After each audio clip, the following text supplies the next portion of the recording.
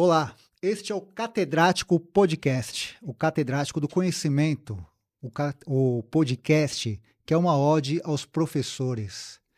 E esse convidado aqui faz jus ao nosso nome catedrático. Quem seria mais catedrático do que Luiz Felipe Pondé? Que prazer ter você aqui, Pondé. Muito obrigado pelo convite. É uma honra, cara. Você sabe que o entrevistado que vem aqui, eu disseco ele pelo currículo Lattes. Então eu acessei o seu currículo Eu Lattes. imagino, né? E aí eu vi o seguinte, né? Eu estudando e lendo aquele seu currículo, eu imaginei o seguinte: você nunca pensou em, por exemplo, ser astronauta, jogador de futebol? Astronauta, sim. É? Porque o que eu vi ali, assim, eu falei, nossa, acho que o Pondé desde pequeno almejou ser professor, porque você vai falar disso também. Você estudou nos Estados Unidos, Israel, não sei se foi França. França. E fez toda a carreira também como estudante acadêmica na USP. Uhum. Foi sempre um sonho seu ou a vida te levou para essa direção de ser professor? Olha, mais uma vez, obrigado pelo convite. Então, na época que o homem foi à Lua, eu tinha 10 anos, eu queria ser astronauta, Uhum. com certeza, né? Aí depois eu fui crescendo, 2 anos depois, fui percebendo que não ia rolar. Mas assim, não, primeiro, quando eu devia estar, acho que no segundo ano do segundo grau, chama agora, né? Ensino médio? Ensino médio, é? É. Toda hora muda É o que tem o nome, né? fundamental, que acho que é da É, primeira à é, quinta, da quinta aqueles à anos antes nona. de prestar vestibular, Sim, sim. né? Eu devia estar no segundo ano para ir para o terceiro, então a escola fez uma coisa que era muito comum, todas as escolas faziam psicoteste, Sim. teste vocacional, não sei o Vocacional. quê. E eu fiz e a psicóloga falou assim para mim: olha, você tem vocação para biológicas. Eu, de fato, sempre gostei muito de biologia. E para humanas. Sempre gostei muito de história, geografia, sociologia que tinha na escola, filosofia. E ela falou assim para mim: olha, a sua família é de médicos, de fato é. Meu filho também caiu nessa maldição familiar. Eu escapei, ele não. Eu faria medicina, ela falou para mim. Já que você tem vocação para biológicas, eu faria medicina, porque sua família é de médicos, e quem faz medicina faz qualquer coisa. Eu prestei medicina, fiz 5 anos, comecei a estudar psicanálise no segundo ano, acho que sim, no segundo ano, e já pensando na possibilidade de vir a ser psiquiatra, psicanalista. E aí, ao longo da faculdade, eu comecei a projetar como seria meu dia a dia profissionalmente, né? Uhum.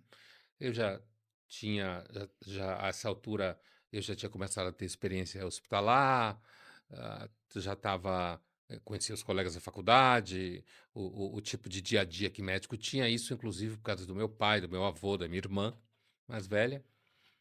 E Freud me despertou o interesse de estudar filosofia. Eu fiz teatro nesse tempo, em paralelo, eu sempre gostei muito de fazer teatro, quando era moleque. E, na realidade, o que aconteceu foi o seguinte: eu resolvi trancar para testar filosofia, para fazer filosofia, e adorei e nunca mais voltei. Isso Daí fiz acontece, né? mestrado, doutorado, pós-doutorado. Mas quando eu comecei a projetar meu dia de trabalho no futuro, aí apareceu a ideia de que eu gostaria de trabalhar na universidade e gostaria de dar aula. Foi assim. Aí aconteceu. E quando eu estava já na filosofia, eu tinha claro que eu queria dar aula, né, que eu queria seguir a carreira acadêmica e que eu queria ir para o jornal, trabalhar em mídia também, imprensa, porque eu entendia que o trabalho de filósofo não era suficiente à sala de aula, nem à academia, mas também ir para a imprensa, que é a verdadeira ágora contemporânea, né? Total, É. total. E ainda antes, né, pré, pré-celebridade, porque hoje você é uma figura célebre, né? Quando criança, quando estudante, né, nesses que a gente está falando de ensino fundamental, médio, você sempre foi um bom aluno ou foi um aluno que ficava de recuperação, colava na prova e se encontrou quando leu Freud e foi para a faculdade? Eu era mais aquele tipo de aluno que, ah, assistia a aula, prestava atenção na aula e não era CDF. Não era CDF. E aí eu passava. Sentava na primeira, na última Não, fileira, sentava no meio da sala, intermediária, assim. nunca sentei na primeira, era no meio de campo, assim. Tinha uns amigos que sentavam no fundão, que eram os vagabundos Aham. divertidos, e tinha o pessoal que ficava no gargarejo, né. Mesmo na faculdade, seja na medicina, na filosofia, eu nunca sentei no gargarejo nem no fundão. Eu sempre sentei no meio de campo, assim. Eu gostava de ver a sala inteira. Aham. Pra conhecer inclusive toda a fauna e flora da Sim, classe, né. sim. Eu me dava muito bem na escola, assim, eu tive uma experiência escolar excelente, no sentido de que eu tive vários amigos, várias relações aí quando a gente foi crescendo, festa e sabe, eu eu era um aluno popular na escola, nunca tive problema e muito divertido o Hum. período escolar. E uma coisa que me chamou a atenção quando você falou, eu te conheci primeiro pela coluna na Folha, né, Sim, que sempre deu muita repercussão, as coisas que você sim, escrevia, tal, né. dá muito pau. É, e foi uma coisa que você falou que é verdade, né, normalmente os professores ficam naquele núcleo acadêmico, né, as próprias teses, dissertações, elas não extrapolam, né, muitas delas não extrapolam a academia. E essa sua ideia de amplificar esse conhecimento, esse saber, tudo, despertou em muita gente, inclusive, o interesse por filosofia, enfim, outros assuntos, né? Você é um cara que difundiu e popularizou essas coisas que são bem áridas. A ideia de fazer isso foi justamente tornar a educação um pouco mais palatável para as pessoas, essas questões que você desenvolve nos textos, principalmente nas coisas que você faz, na Folha de São Paulo, que já é um público muito amplo, né, não é nichado, são várias as pessoas que de vários níveis escolares que estudam, foi justamente já para popularizar e mostrar que a filosofia, essas coisas todas que você estuda, que são coisas muito complexas, né, densas, eh, podem ser mais, acessíveis para a massa? Olha, eu à medida do tempo que eu fui começando a tomar uma mínima consciência de si mesmo, como se fala na filosofia, Uhum. eu na realidade sempre fui uma pessoa guiada, pelo tesão do que eu faço, gosto, gostar do que faz, né. Então, como eu estava contando para você que eu comecei a projetar o futuro porque uma coisa que aconteceu durante a faculdade de medicina é que eu casei, tive um filho e precisei ganhar dinheiro. Então eu comecei a dar aula de inglês. Aí eu descobri que gostava de dar aula, gostava da relação com os alunos, né. Então, assim, não, eu não estava pensando, em tornar o conteúdo mais acessível para as pessoas. Eu estava pensando em ampliar a minha capacidade de inserção no debate público. E por desdobramento, esse conteúdo seria mais acessível às pessoas. Mas eu nunca fui uma pessoa dominada por ideais. Inclusive, isso é uma das coisas que dá muito pau nas minhas colunas da Folha, né. Então, vou te contar uma história. Uma vez eu estava foi numa festa de final de ano e colegas professores e tal, então estava rolando aqueles papos. Normalmente o professor quando se reúne, principalmente fala mal de aluno, né, reclama, sala de professor é uma tristeza, né. Mas era final de ano, essas festas de Natal Sim, que sim. tem, e estava se falando sobre educação, e porque educação isso, e porque educação aquilo. E aí uma professora que estava sentada do meu lado perguntou assim para mim: "Mas Pondé", eu falei alguma coisa que eu não lembro mais o que foi. Isso gerou nela a seguinte pergunta, uma socióloga: "Mas Pondé, você não acredita na educação?" Falei: "Não". Aí ela perguntou: "Mas então por que que você dá aula?" "Por gosto, eu gosto de dar aula". Por que que eu estou te contando essa história? Então, assim, Quando eu estava na filosofia, eu lia regularmente jornal já, foi um hábito que eu já li antes, peguei do meu pai, né, é um leitor voraz. E então eu lia muito Paulo Francis.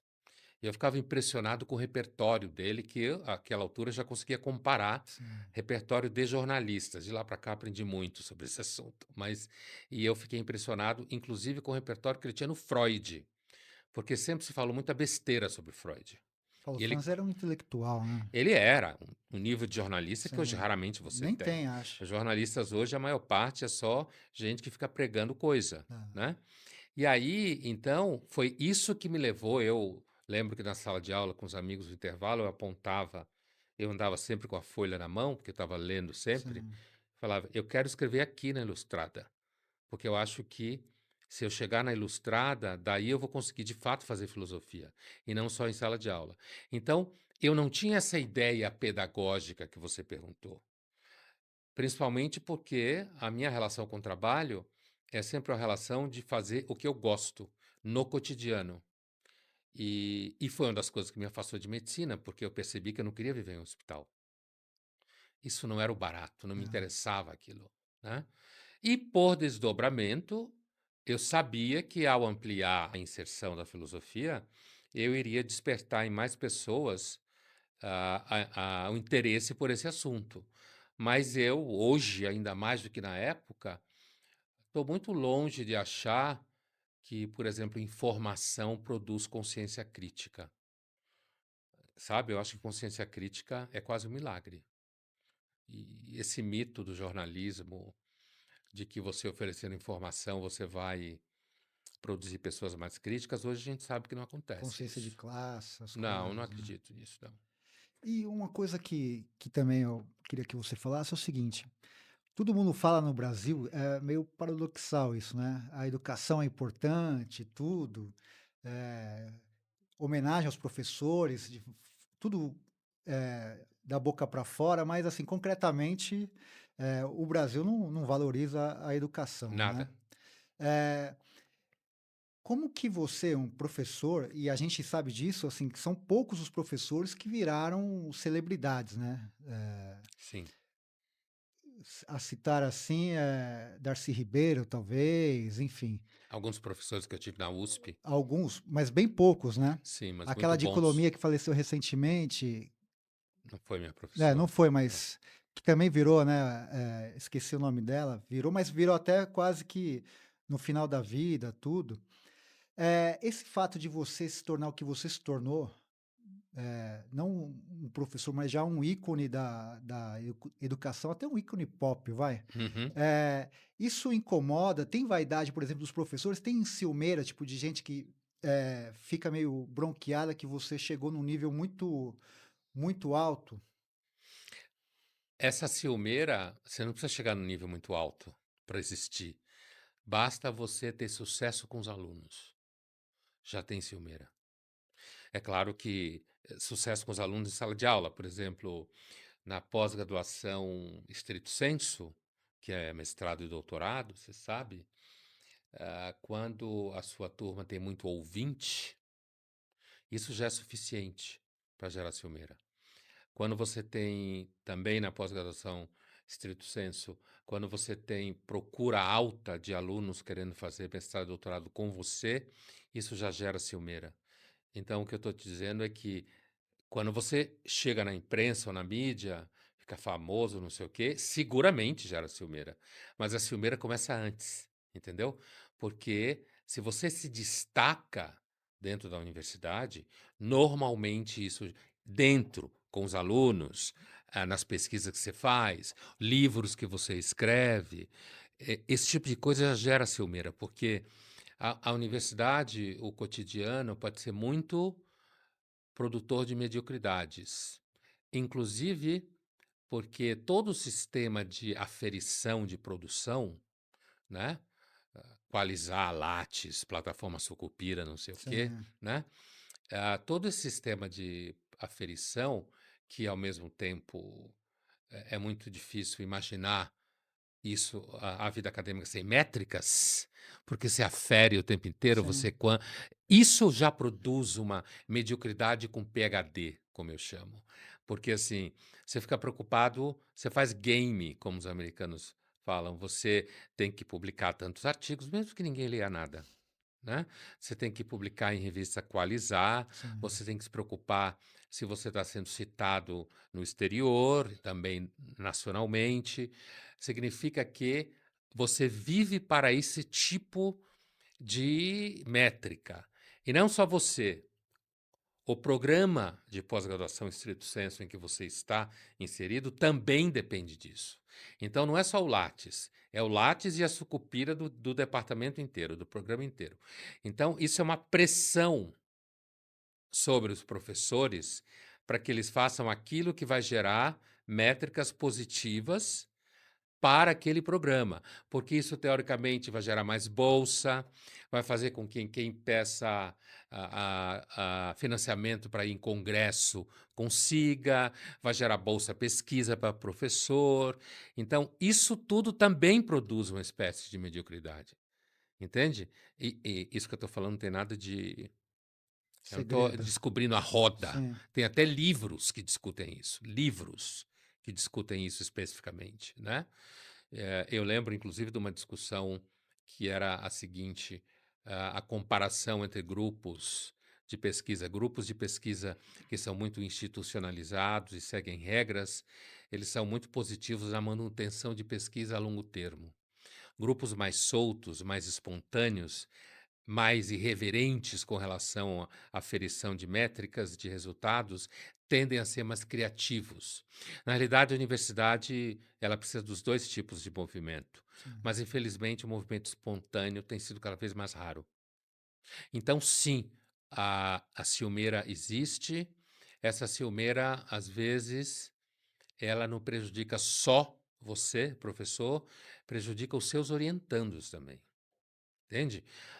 E aí, quando isso é atravessado pela seara ideológica, porque isso está pré-ideologia, não precisa entrar em ideologia política para isso acontecer, entende? Não tem Uhum. nada a ver com ideologia política. Isso tem a ver com o cotidiano interno, das Vaidade. vaidades, dos egos. E como não tem muito dinheiro em circulação nisso, então a vaidade do ego é uma verdadeira moeda em circulação Sim. dentro da vida acadêmica. Mas quando isso é atravessado pela ideologia, fica pior ainda. Porque aí fica do tipo, se um aluno quiser fazer um doutorado sobre na filosofia um autor tal, e esse autor é visto de má forma pelo conjunto maior dos acadêmicos da área, ele não consegue fazer doutorado É naquele difícil. autor. Não consegue. É. Ninguém vai querer orientá-lo naquilo, né? Se você, de repente, for trabalhar com um professor X, e esse professor também tiver conflito com o conjunto maior do mundo acadêmico, você também pode ter problema depois em concursos, porque seu nome da formação está aliado àquela pessoa, né? Então, a academia não é um lugar de virtudes, como normalmente as pessoas pensam que é. E é uma elite, né? Porque eu fiz, como eu te contei antes de a gente gravar, a minha dissertação sobre os Trapalhões. Quando eu fiz o estado da arte deles, tinha acho que 6 dissertações a respeito deles. E não tem muita aderência na academia, porque é visto como o tema, né, o grupo, como uma ralé, né? Claro, São 4 décadas que eles fizeram, como escrachado. campeões de bilheteria e tal. E o Glauber Rocha, por exemplo, tem 3, 4 vezes mais que os Que Trapalhões, ninguém vê. né? E aí eu perguntei, falou, não, realmente tem na academia um certo elitismo, inclusive com o tema que você quer estudar, porque se não tiver uma aderência com o professor, um alinhamento político, ideológico, tudo, é difícil você emplacar uma tese, entrar num programa de mestrado ou E tem doutorado. uma tendência hoje, já há algum tempo, né, de produzir processos impessoais de seleção.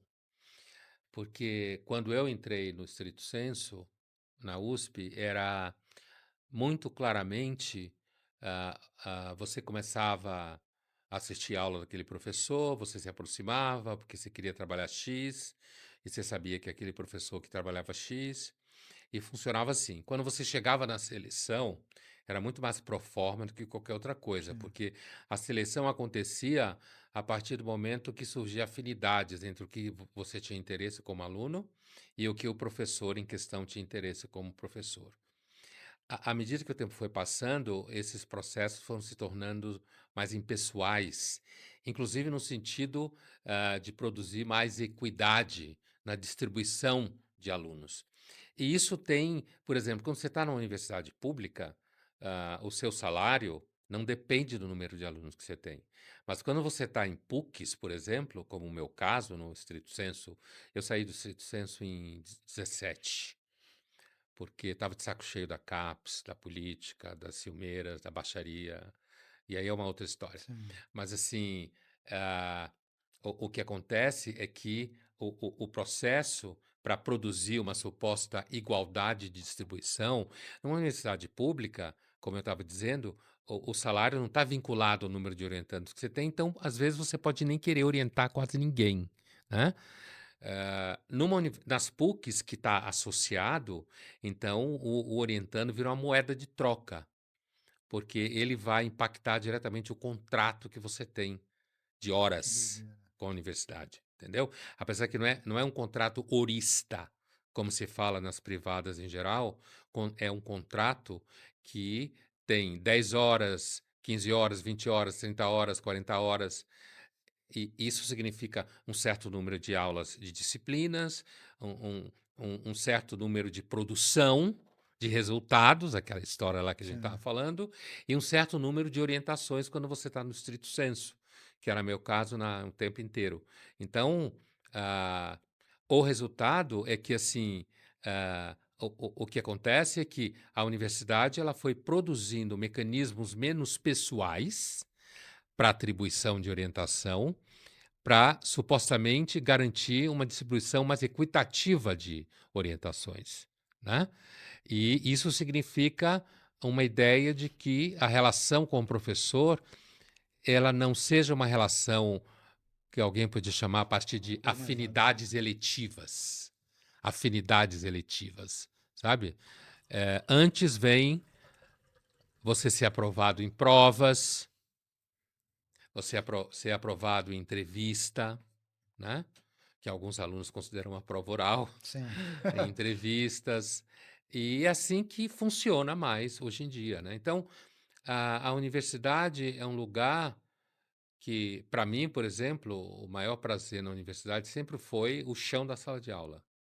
Você fala do chão de sala de aula e fala muito dos alunos, né? Sim. Atualmente, dos alunos que vão com a mãe, inclusive em reunião, tal. Já vi você falando disso e E tal. psicólogos que É, ligam para a eu universidade. queria ver com você o seguinte: você deu aula pré-advento do celular Sim, e e pós-advento do pós, celular. né? É. Como é mais difícil hoje, porque antes não tinha essa distração, né? A gente chegava, eu sou da época também, eu nasci em 80.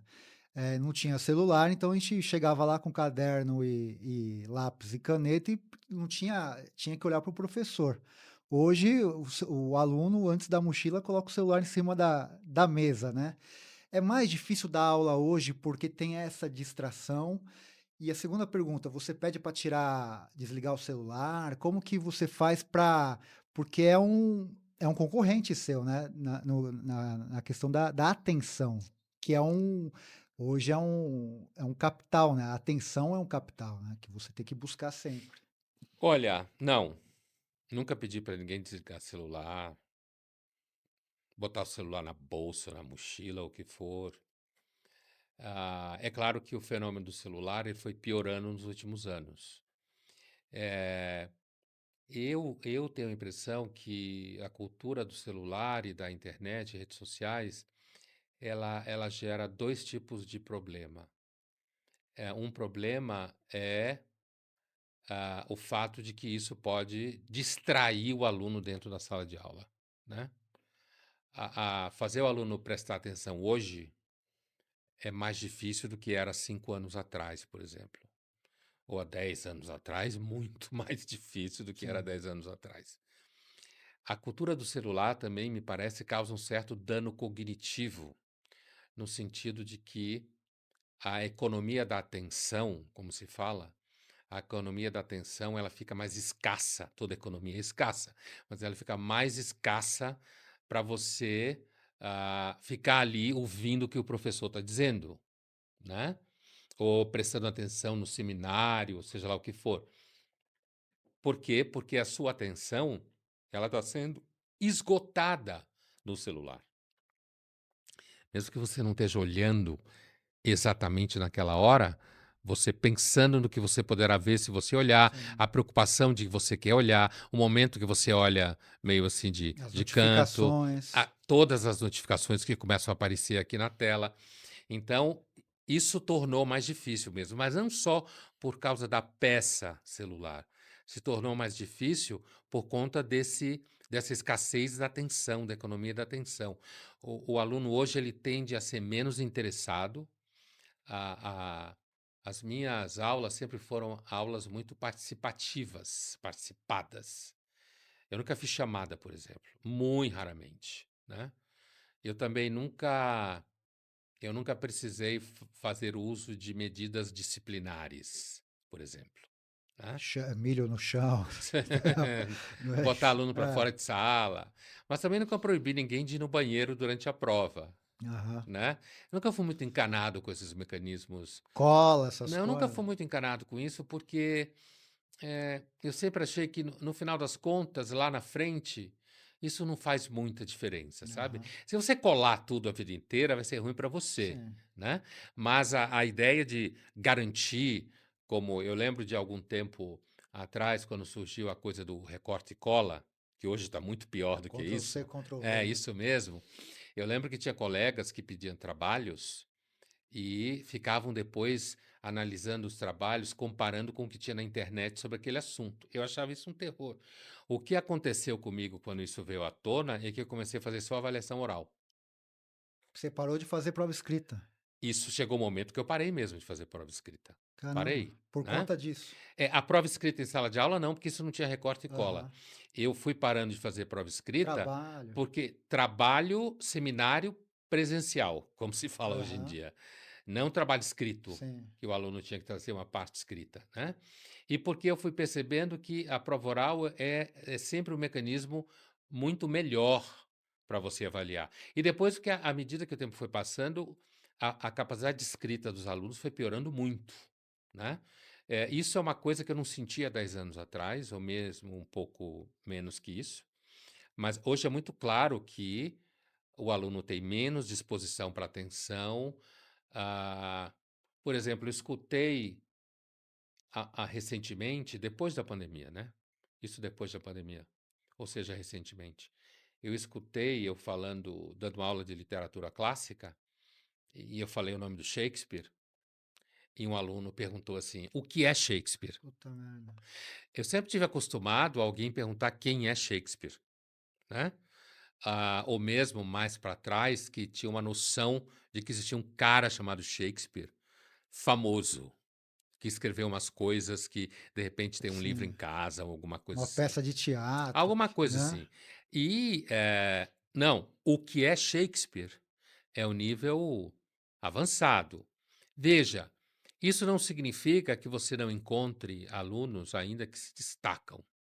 Continua existindo aluno que se destaca, que sabe quem é Shakespeare. Isso que eu quero dizer, por Tá. exemplo, né? Isso tem a ver muito com a história da família, quase sempre.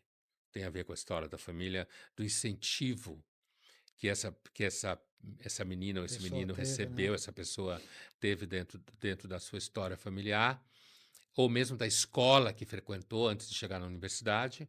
A escola, nesse sentido, pode impactar muito um resultado para cá ou para lá, mas eu nunca fui muito preocupado em ficar vigiando ninguém, muito menos dando castigo e coisas assim. A prova oral já era um castigo. É, a gente teme por conta disso, né? Já era um Porque castigo, é o tira-tema ali, né? Mas eu fiz muita prova oral, tanto na medicina quanto na filosofia, um monte de prova oral. Era muito comum. Na medicina, o professor colocava em anatomia um osso em cima da mesa, descreva. Aí você tinha que dizer todos os nomes de todos os orifícios e formas que tem, tudo oral. Sim. E na filosofia a mesma coisa. O que é que o Descartes fala na meditação 6? O que significa tal conceito em tal texto, entendeu? sim. Então, eu já tinha cultura de fazer prova oral, mas os alunos sempre morreram de medo. O aluno, a gente tem medo quando faz prova oral, porque você está na cara do professor, né? É, você se expõe, você tem A que. possibilidade de enrolar é menor. Ah. E como que você vê esse advento do chat GPT, inteligência artificial? Você acha que isso vai desestimular as pessoas a estudarem? Porque vai ficar muito fácil qualquer coisa que ela for fazer na vida, recorrer a um mecanismo de operacional de inteligência e resolver qualquer problema para ela, né? Você, eu louco isso no seu Lattes, você, latim, grego, são seis ou sete, É sete, isso a gente tinha que aprender, né? sim. Quando eu estava na filosofia, eu tinha que Hoje tem aprender. programa que a pessoa pode ir para a Grécia, não precisa saber grego, o próprio celular vai traduzindo a Sim, você fala, fala tal. aqui. Eu uma vez fui para a China, o cara que me recebeu lá no aeroporto, ele falava chinês pro celular dele e mostrava para mim Então, assim. E eu tinha que fazer a mesma coisa. Falava inglês sim, e e mostrava, mostrar. né? Mas sei, eu sei. Isso é claro que esse tipo de essa discussão existia muito quando eu estava acabando a faculdade, graduação e mesmo adentro, apesar que não era a minha área, em quem fazia área de exatas. A máquina de calcular vai destruir a capacidade de fazer conta, né? Então, deixa usar máquina, não deixa usar máquina. Para os alunos de exatas, eu não- Calculadora é para o pessoal de humanas, né? isso não é, para nós não significava nada. Humanas Ah, estava livre desse rolo, ah, né? Só quando tinha que fazer disciplina de estatística, sim, o que eu nunca tive que fazer. Medicina tinha disciplinas que você ainda tinha que trabalhar com cálculos em química, sim. né? Bioquímica e tal. Mas assim, veja, eu nunca usei o site GPT. Nunca, em situação nenhuma. Eu não fui apresentado. Eu fui apresentado uma vez quando as meninas da empresa que então eu trabalhava, no lançamento de um curso, logo no comecinho do site GPT, elas fizeram algumas perguntas para o site GPT e elas imprimiram as respostas e eu gravei vídeos comentando as respostas, tá? Então não foi propriamente uma apresentação oficial Sim. e direta. Portanto, eu nunca fui apresentado a ele, nunca usei ele. Se ele vai causar algum tipo de dano, é claro que tem gente por aí usando o site GPT até para responder e-mail de trabalho, né? Eu sei que esse tipo de coisa acontece. Na sala de aula, quando você opera muito no nível oral, então isso sempre de alguma forma obriga o aluno a ser A capaz de estudar. articular a ideia. Ele pode pesquisar através do site GPT, mas não vai adiantar nada, a menos que ele se dê a um trabalho insano de decorar o que o site GPT responde sobre aquela pergunta. Mas em filosofia, por exemplo, o site GPT ainda é muito pobrinho. Porque a filosofia é muito complexa, né? É pobrinho, é. Pobrinho. Mediano. Sim. Tira um cincão, como falavam os É. alunos. Esse podcast é para alunos, para estudantes, para professores, enfim, para pesquisadores. E tem muita gente que assiste aqui querendo se tornar professor. Eu sou um cara que quero chegar a dar aula. Que você Você vai para o recomenda? doutorado Eu agora? quero fazer, porque tem faculdade que até topa ter mestrado, tal, mas tem essa questão da nota que você Ah, sim, falou. para ser É, professor, você perde tem que na prova de pontos, né? exatamente. Mas que a pessoa tem que ter para ser um bom professor? É comunicação, é o conteúdo, ou é uma soma de várias outras coisas, carisma? Como que faz? Porque, não pode ser tímido. Como que faz para ser um bom professor? Dá uma dica aí para gente. Olha, carisma que você falou, eu acho que é fundamental e isso é uma coisa contingencial, você pode ou não ter, Isso não né? tem nem como aprender em sala de É, aula, né. apesar que deve ter algum sujeito aí aproveitador que diz que ensina você a ter Coach. carisma, um coach de carisma, né, em 3 dias. Eh, eu diria que é fundamental o professor ele gostar de dar aula, ele sentir prazer em transmitir conteúdo, ele gostar de se relacionar com gente mais jovem, né? E principalmente a área de humanas, não se importar com o barulho, Imagina, você vai trabalhar com aluno que quer trabalhar com comunicação, né, que é naturalmente barulhento, né? Uhum. Então você não pode ser alguém que fica perturbado o tempo inteiro com barulho, Alguém que está né? conversando paralelamente. Assumir isso como um insulto pessoal, Sim. né? É claro que se alguém fica 1 hora e meia conversando paralelamente, é uma falta de educação se tem alguém ministrando alguma aula. Mas uma coisa, um momento ou outro, não, né? Inclusive natural que aconteça. Eu diria então ter carisma, gostar do que faz. Portanto, até agora eu dei, digamos assim, dicas românticas, no sentido técnico de Aham. romantismo, né? Não no sentido do senso comum. Sim. Dicas românticas que têm a ver com espaços em que você não métodos não ensinam a você repetir experiências. As experiências são muito específicas e pessoais. Sim. Agora, uma coisa é da ordem do esforço, né? Não da ordem romântica, é gostar de estudar. Lê O bastante. professor gostar de estudar, o que é uma coisa que não acontece sempre, tá? É, Não acontece sempre. é muito louco isso. E, inclusive, o sistema hoje não ajuda você a estudar, porque o professor numa universidade hoje, ele é enterrado em burocracia, enterrado. O coordenador de curso numa universidade, eu fui coordenador há muito tempo, era uma função criativa. Criativa. Era você pensar o curso, pensar a disciplina, pensar tipo de trabalho, conversar com os colegas sobre experiências de sala de aula. Hoje não, é um burocrata. Um burocrata. O cara passa o tempo inteiro preenchendo planilha, relatório, se for numa universidade privada, inclusive, preocupado em atrair aluno, atrair pais de aluno, porque o pai é Que muito paga, né? decisivo que paga, reter o aluno, porque hoje, da classe média para cima, você tem cada vez menos jovem, porque tem cada vez menos filho. Sim. Então, você tem cada vez menos aluno para ser disputado por aquelas instituições que estão ali no mercado de educação superior, né? Então, não, o dia a dia do professor, afora o fato de que, muitas vezes, se você vai entrar numa sala de aula e o que você vai falar você não gosta, não é orgânico, já fica mais difícil, né? Não tem nem sentido, né? Mas muito professor vive Faz fazendo para isso. sobrevivência. Vive fazendo isso.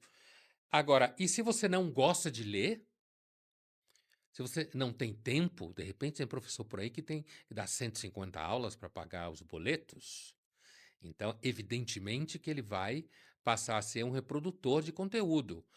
E hoje tem um elemento mais novo e mais recente ainda, que é cada vez mais os pais querem que os alunos tenham o professor tenha a mesma idade do aluno. Então, se seu filho tem 18 anos, você quer que o professor tenha 19. Porque os pais têm essa frase, não, cabeça aberta, é uma cabeça mais próxima do meu filho. Uma das coisas que mais atrapalha a vida educacional são os pais. Essa questão tem muito na televisão tem isso, né? As pessoas hoje estão se valendo para contratar um apresentador, tudo pelas redes sociais. Ah, Se o cara tem 3 milhões de seguidores, ou entra no Big Brother, ou vai apresentar um programa no SBT, essas coisas sim. todas. Professor com rede social com um número X, isso conta numa contratação ou isso ainda não está correndo esse risco, sendo contaminado por esse Sei, meio, o assim? Black Mirror não chegou Ah, ainda na educação, né? O número de seguidores e pontos que você tem ainda não chegou lá, mas você mas acha que está corre o perto. risco? É assim, um concurso para a universidade, em que, inclusive, seja uma universidade que tenha estrito senso, é mais difícil chegar lá, porque a universidade tem certos preconceitos que faz sentido. Então, assim, livro dessa editora eu não leio. Isso é muito comum na academia, principalmente no estrito senso, né? Eu não leio por quê? Porque ela faz traduções ruins, ela não publica textos integrais, né? Ou ela faz tradução da tradução, o que acontece é terrível, né? Existe esse tipo de preconceito. E esse tipo de preconceito ele tem uma razão de ser, né? Então, você, por exemplo, na filosofia, eu lembro muito bem, e eu já contei isso várias vezes, eu tive um professor logo no começo que falou: "Olha, vocês não estão aqui para ter opinião sobre nada, tudo que você pensar, um monte de gente já pensou melhor que você e muito antes de você, cale a boca e leia os textos". Isso era chamado conversão ao texto, Uhum. né. Então, na filosofia, pelo menos quando eu estudei, eu fiz filosofia na segunda metade de 80, né, eh, pelo menos naquela época e um pouco depois, eu ainda tenho certeza, não sei como é hoje a graduação, mas assim, a na filosofia, quanto menos você falasse em sala de aula, melhor. Você tinha que ouvir o professor, falar quando era perguntado, né, inclusive porque a ideia era, se você falar alguma coisa, algum colega poderá perguntar para você: "Qual edição você se refere do Kant? Qual é a página?", Sim, né. Então o curso de filosofia ele é massacrante, o bom curso de filosofia nesse sentido. Então sempre houve um preconceito de que o aluno de filosofia não pode ser aquele falante que emite opinião sobre tudo durante a formação, né. Ele tem que aprender alguma coisa, ele tem que se aprofundar, tem que ter uma formação ampla na área, eu me refiro na história da filosofia, de temas e tal. Depois, quando ele for para o mestrado, ele tem que provar que aprendeu a pesquisar. No doutorado, ele tem que trazer alguma questão original, né? Mas isso tem uma razão de ser. Eu não acho que a graduação tem que se transformar num programa de auditório ou numa live que quer ter 1 milhão de seguidores. sim. Isso tem uma razão de ser. Eu não sei se isso vai continuar sendo. Eu tenho a impressão que não, né? Mas é claro que a universidade tem problemas ideológicos, tem baixarias egóicas, tem isso tudo. Mas isso daqui da universidade, procurar de alguma forma manter uma distância de certas formas de apresentação, eu acho que isso faz todo sentido na formação. Mesmo que lá na frente você consiga dialogar com esse universo mais amplo. Mas o fato de você ter tido uma formação anterior, que não se dobrou, digamos, grosso modo, às demandas de mercado, grosso modo, Sim. isso é fundamental para te dar a espinha dorsal, né? Manter você de pé. Então, eu acho que o bom professor, ele precisa gostar de ler. Na área de medicina, por exemplo, ele precisa ser informado. Depende da disciplina. Na filosofia, na humana, se ele não gostar de ler, vai ser muito ruim. Agora, o que ajuda ele não ler é se ele fica o tempo inteiro dando aula da mesma coisa, né? Então ele acaba dominando aquela bibliografia ali, Vai por osmose, os claro. alunos são sempre novos na turma, E não vê que né? ele é E repetitivo. não percebe que aquilo é repetitivo, e isso pode acontecer muito em graduação. Em stricto sensu é mais complicado você fazer isso. E a sua escrita, né? Quando eu tive agora que fazer a dissertação, as regras da ABNT, chatérrimas, né?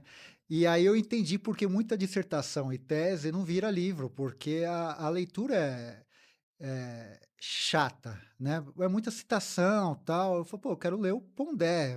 Tudo bem, esses caras fundamentam a sua pesquisa, todos, enfim.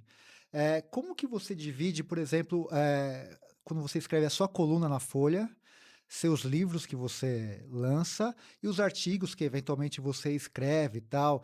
É, é fácil se moldar assim como que é para você escrever a coluna Folha, que eu acho que é uma coluna mais coloquial, é como até você fala. Os livros, acho que é um híbrido entre o erudito e o popular e a sua escrita acadêmica. Olha, hoje, graças a Deus, eu estou praticamente livre da escrita acadêmica, né? Porque não dá tempo e eu não tenho um tempo para isso. Não tem, isso eu considero, inclusive quando eu resolvi deixar o stricto sensu na PUC, no final de 17, eu acabei recebendo da mantenedora um laboratório de pesquisa, onde eu estou até hoje, num labor, e é muito legal trabalhar lá. A gente tem só pós-doc, porque pós-doc é estágio, não é título. Então, eu não preciso lidar com a CAPES, né? Que é um tormento na vida de qualquer Sei. pessoa, né? Você já deve ter Sei, ideia do que sei, sei. significa isso, tendo feito o mestrado. Então, assim, a coluna da Folha, ela é muito fácil de escrever. E tem um filme com Sean Connery, que ele é um escritor, é uma longa história, Finding Forrester, o nome do filme, Encontrando Forrester.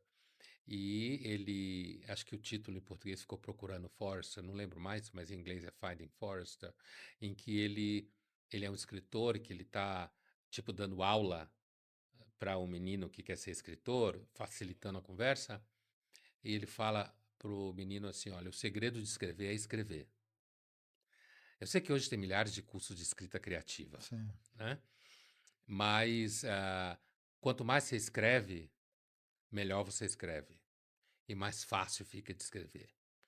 Hoje, para escrever uma coluna da Folha, basicamente é saber que eu tenho um prazo, ah, sentar na frente do computador e a ideia vem, né? Você começa uma frase, muitas vezes a primeira frase que você escreveu você apaga porque já está no computador, é mais fácil.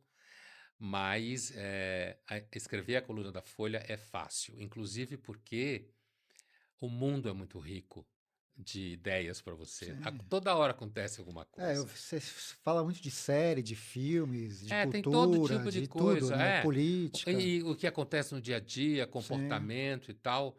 Então, e eu costumo dizer que para mim a coluna da Folha é uma sorte, porque principalmente quando eu estou puto com alguma coisa, eu tenho a coluna para Mais escrever, fácil, né? entendeu? Eu escrevo sobre aquilo, e aquilo eu elaboro, eu reflito. E é claro que hoje escrever publicamente é muito mais perigoso do que era 10 anos atrás ou 5 anos atrás.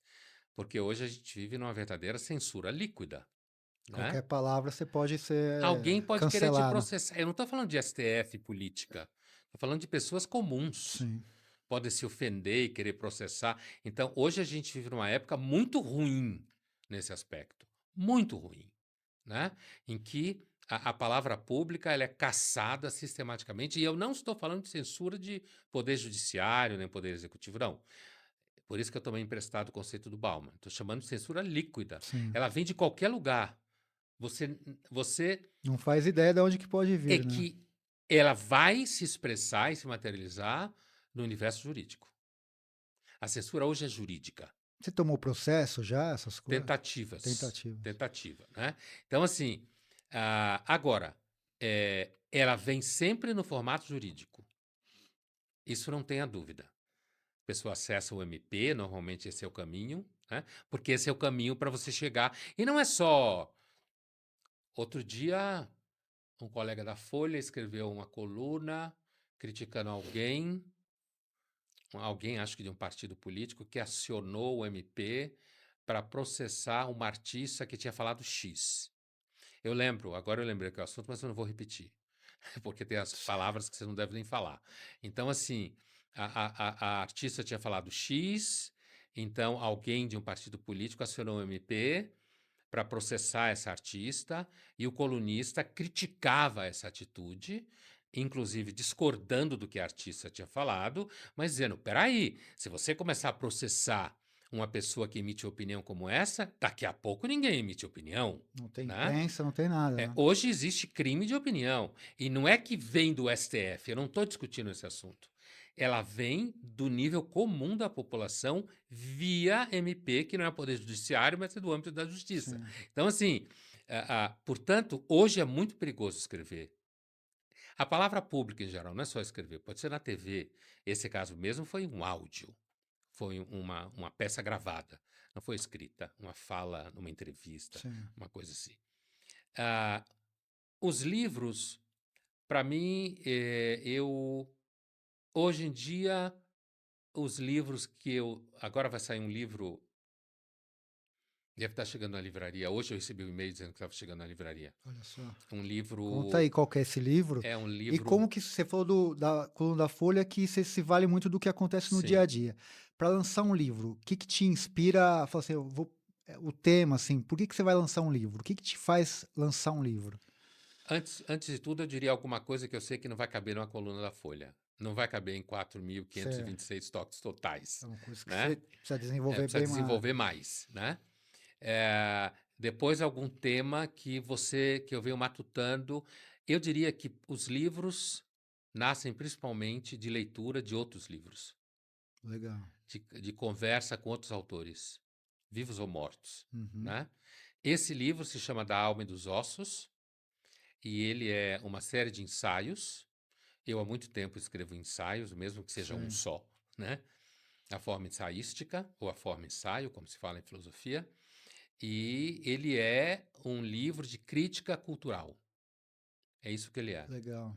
Eu começo discutindo ideias sobre o que é cultura, daí eu entro no empobrecimento da cultura e tem vários textos em que eu discuto questões pontuais do âmbito da cultura, fazendo uma crítica cultural, porque grande parte do trabalho que eu faço é de crítica cultural. Total. Mas crítica cultural no sentido raiz do termo, né? De você olhar para a cultura, olhar para o comportamento, identificar certos temas recorrentes, certas perdas, certas obsessões, como, por exemplo, palavras que se repetem o tempo inteiro. Os jornalistas têm muito esse hábito. O jornalismo tem muito de redundância. Sim, Você tem que repetir porque o leitor é efêmero, né? sim. O Otávio falava isso da Folha, né? Com frequência. Então, assim, então, mas só que hoje o jornalismo ele acaba preso a certas palavras e termos que servem para explicar tudo. O livro é muito mais livre. Então, quando eu vou escrever um livro, ah, eh, eu tenho mais tempo para refletir, eu não tenho um prazo, Mais né? liberdade, talvez? Mais liberdade, não deixa de ser mais liberdade. Eu escrevi até hoje 2 livros que foram frutos de aula da PUC. Um foi um livro que eu lancei sobre Dostoiévski, 2003, acho, uma coisa assim. E o outro é um livro que eu lancei, acho que em 23. Foi um curso que eu dei em 22 na PUC, Diálogo sobre Natureza Humana, né? É um livro scholar, não é um livro de...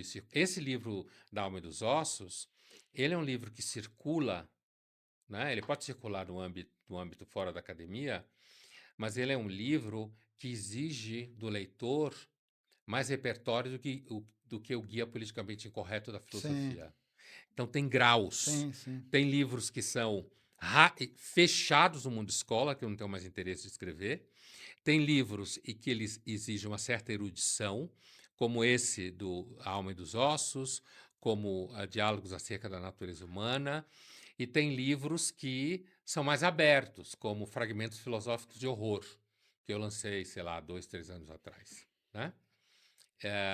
Hoje, eu estou agora está sendo gravado o meu curso desse ano da PUC, anual, que ele também vai virar livro, que é um curso sobre raízes psicológicas da religião na pré-história, principalmente no Paleolítico Superior, Mesolítico e Neolítico. Esse é um livro escola, né? É aplicado em faculdade, escola.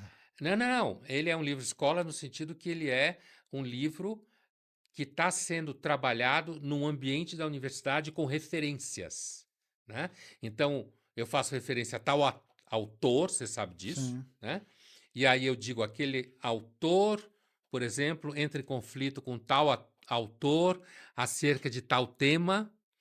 Então, de novo, é um livro, não é um livro que só quem estuda pré-história vai conseguir ler. Mas é um livro que primeiro você tem que ter interesse em como se faz filosofia a partir da pré-história, né, que é um tema que tem me fascinado. Escrevi já algumas colunas Sim. sobre isso.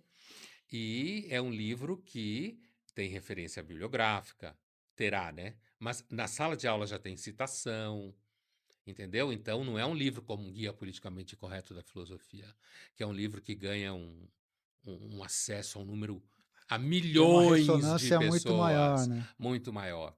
E eu tenho, depois de escrever alguns livros com ressonância muito grande, eu acabei fazendo um certo recuo, por interesse pessoal mesmo, a fazer um livro híbrido, que nem você falou. Ele é meio escola e meio de âmbito fora da universidade. Entendeu? Popular, quase. Ele não é popular, mas ele não é um livro como o meu livro de Dostoiévski, por Sim. exemplo. Que se você não for uma pessoa que tem repertório sólido, você não entende uma página. E como que você consegue conciliar isso, da erudição a esse meio termo assim? na escrita? Essa que é é a dúvida. Outro dia um amigo meu falou que eu pulava do Dostoiévski pro Batman. É, exatamente. Porque não é fácil, né? Porque as pessoas são uma coisa, ou o cara é muito erudito, ou é popular e não consegue chegar lá, né? Você consegue, você transita em tudo, assim. É, a gente tá chegando no final, assim, só para ser Ah, é conciso, verdade. e eu queria fazer mais, se você puder Eu vou falar responder. Eu isso. acho que isso primeiro tem uma questão de temperamento, Aham, né? Tem uma questão de temperamento. E eu acho que é isso mesmo. Você tem pessoas que têm temperamento mais rígido, pessoas que têm temperamento mais amplo. Uma vez uma professora lendo uma prova minha, ela falou para mim que existiam dois tipos de filósofos. Depois eu fui saber que isso tinha muito a ver com o filósofo A.G. Berlin, mas naquele momento eu nem conhecia o A.G. Berlin, né? Eu estava na graduação. Ela falou, tem dois tipos de filósofo. Tem aquele tipo de filósofo que passa a vida inteira discutindo uma coisa, e tem aquele tipo de filósofo que funciona como uma raposa, né? E esse, que é bem a metáfora. O filósofo que funciona como raposa, ele usa a filosofia como hermenêutica para entender o mundo. Então ele vai tocando em questões a partir de um repertório sólido que ele vai constituindo. Eu sou esse tipo de filósofo. Tem muitos filósofos que são assim. sim. Eu tenho tive professores na filosofia que são assim, né? E que escrevem em imprensa e tal, e já escreveram livros mais abertos, menos abertos. Eu acho que tem uma questão de temperamento, eu também via neles essa questão de temperamento, e ao mesmo tempo tem esse tipo de approach que você tem do conhecimento. Ah, eu vejo o conhecimento como uma ferramenta para desbravar o mundo, para entender o que está na minha Sim. frente. E isso faz com que você precise falar a língua do mundo, às vezes. E para finalizar, né, a gente tem um tempinho ainda, você falou daquele aluno que não soube quem era Shakespeare, né? O que era O que era Shakespeare, nem quem Shakespeare, era. Quem era é um grau acima. o que era Shakespeare. E tem um jornalista, um escritor, um dramaturgo brasileiro que você gosta e eu também gosto muito, Nelson. Nelson Rodrigues, cara, genial. Eu queria que você falasse dele, assim, e o que tem dele. Às vezes eu vejo muito de Nelson em você, assim. Isso é É, uma honra, hein? o que que ele te influenciou?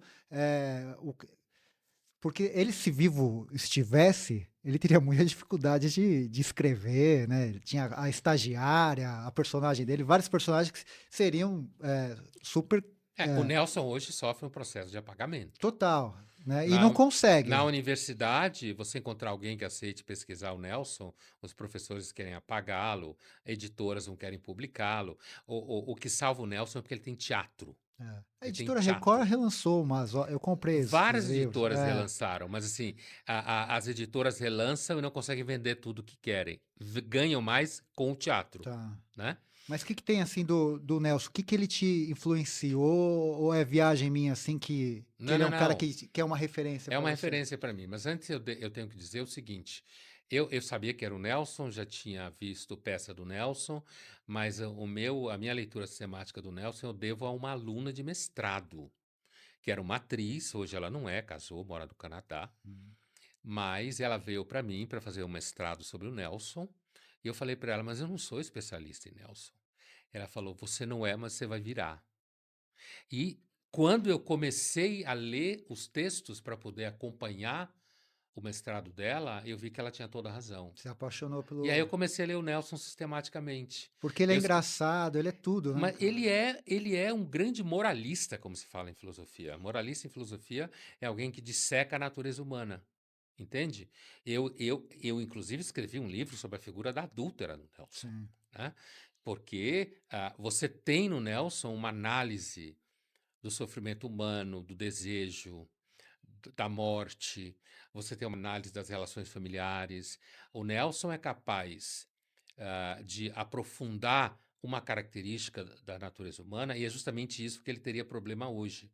Porque quando ele descreve a estagiária de calcanhar sujo na redação, né? Olha, a estagiária liga para o doutor fulano de tal, porque mandam ela ligar para ela fazer uma entrevista com o doutor fulano de tal sobre a pílula, certo? E aí ela liga, atende uma mulher, talvez a mulher dele, e fala: doutor fulano de tal não pode atender o telefone agora. E ela fala: "Mas eu queria perguntar para ele o que ele acha da pílula". E a mulher fala: "Mas ele agora está impossibilitado de atender". E ela repete: "Mas eu queria saber a opinião dele sobre a Sim, pílula". sim. E aí ela fala: "Doutor fulano de tal está tendo um infarte". Sim, E aí a sei. estagiária pergunta: "Mas eu queria saber a opinião dele sobre a pílula". O Nelson, ele acerta, não é só o Em tema da tudo, né? pílula, não é só o fato da estagiária querer saber sobre a pílula, não é só que ela é uma menina universitária, não tem noção de relações humanas. É porque é o assunto pílula naquele momento. Entendeu? Para uma estagiária. Sim. Então, e não importava se o cara estava morrendo, ele tinha que ter, ela tinha que saber qual era a opinião dele sobre a pílula.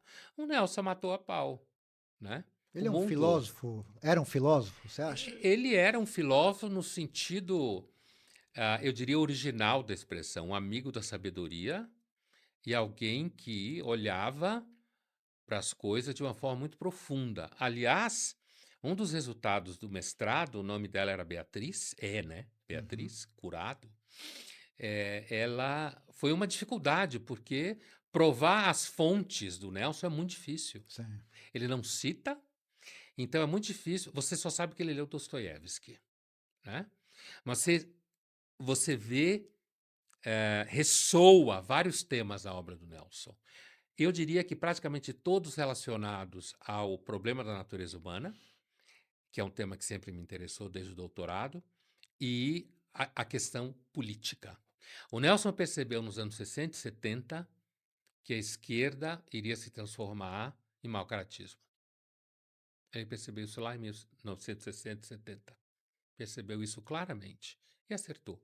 Ele é um cara atual, né? Não tem como. Completamente atual, É apesar de que tem incrível. muita gente que joga, como ele dizia, me chamam de É, reacionário, eu sou uma múmia, ele dizia, é. né? Ele sabia disso. Enfim, Pondé, obrigado pela presença. Uma honra ter você aqui. Você é uma espécie de patrono desse podcast, porque uma das pessoas que eu me inspirei a criar esse podcast foi você, por tudo que você constitui para gente, que estuda, que cultiva o saber nesse país iletrado, né? Sim. E maltratado com a educação e tudo. E tem um presente para você, para sua barba, da Beth Dantas, que trouxe aqui um kit especialíssimo para você caprichar Olha só, na sua barba. que ótimo. É. Então é isso. Obrigado, Beth Dantas. Obrigado a você Aí, Beth, olha a também. moral. Obrigado. Fechamos com chave de ouro esse episódio do Catedrático Podcast. Obrigado pela presença e até a próxima.